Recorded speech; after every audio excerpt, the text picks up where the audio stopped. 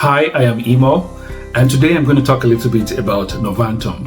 I started my company, EGI Tech, 23 years ago. First of all, it was a tech company providing support for small businesses and homes. But then gradually, I started writing about finance, more from a personal experience, and found out that I could reach more people doing that. So I gradually switched to a company that started doing education more on finance and efficiency. And today, we do that with institutions like the universities and colleges. We do it abroad. I also have dealings with the Entrepreneurial Center at the university here, where I mentor students on entrepreneurship, and I give workshops on finance or how to evaluate your business and decide if the product you have is fit for market. I also started a project recently where I connect entrepreneurial centers in institutions abroad to local universities here to pair students together so that they can get to improve their network, learn how people do things on different sides of the continent,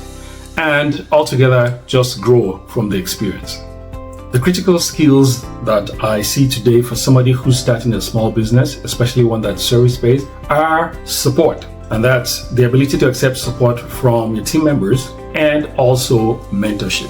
Now, support means that because you have, for example, if you're somebody who has the idea, you have somebody who's running your tech team or your marketing team, which is not you, you can focus on your core abilities that you bring to the table so that the other sections of the business are carried out by somebody else. The truth is, when you try to do something alone, you can only go so far, but if you do it with a team, you can go a lot further.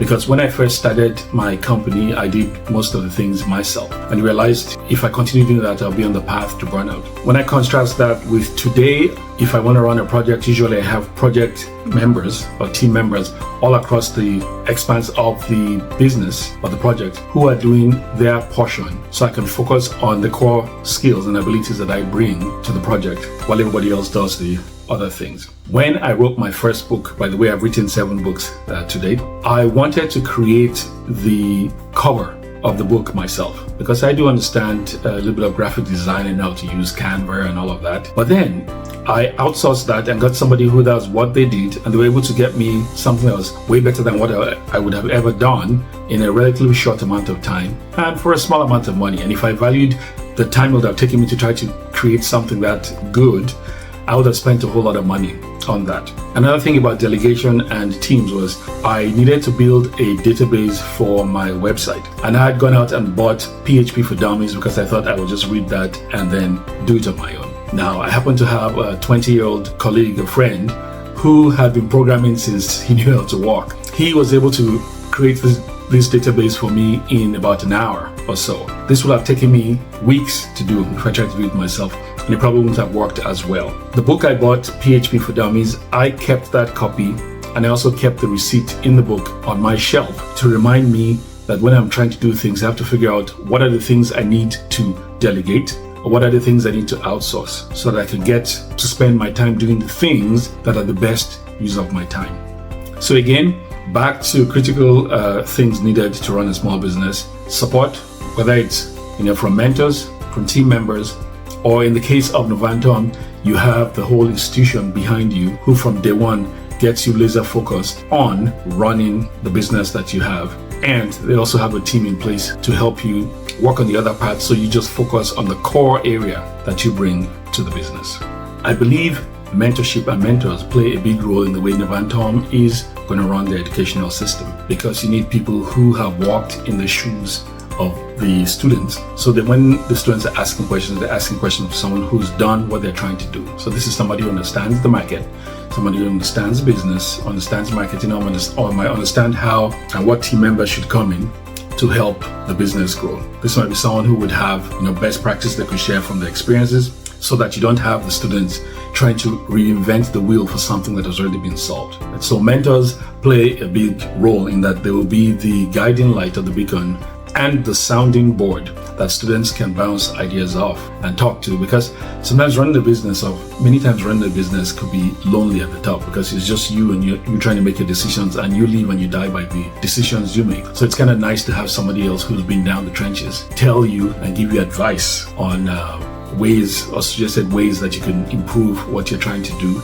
or tackle a problem that comes up, or even gives you a different perspective so you can look at things from different points of view to see what you think will work best. Or might even give you options to try and test different things so you can see which one works best for your product or your service in the market that you're in.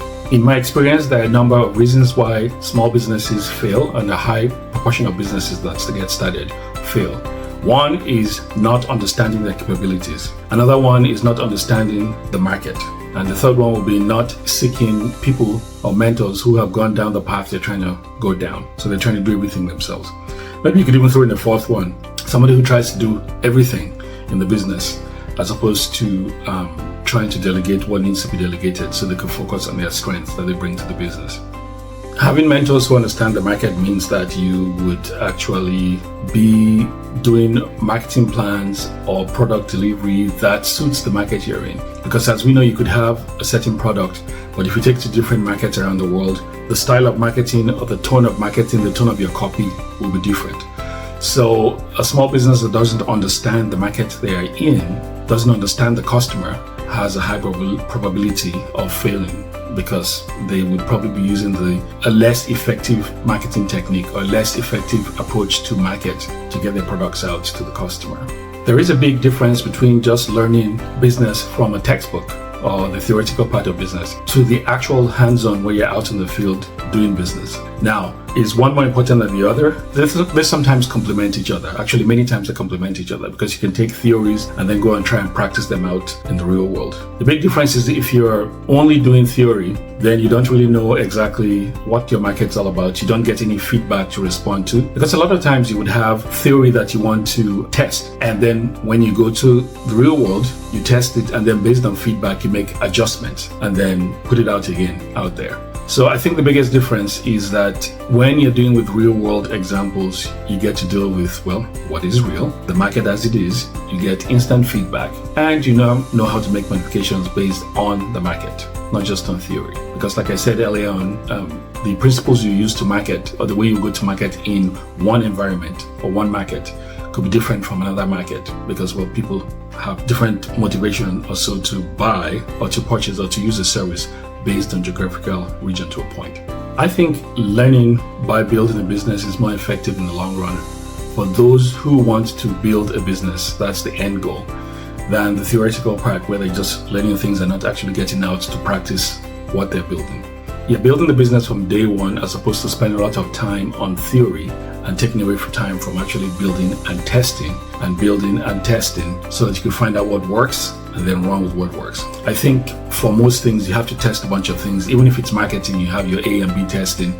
You try different things to see what works, which is hands-on. So you come up with a concept. If it's marketing we're talking about, that plan goes out to market. You get feedback from the market, and then you make adjustments to make it work better. The only way you can do that is by doing it hands-on.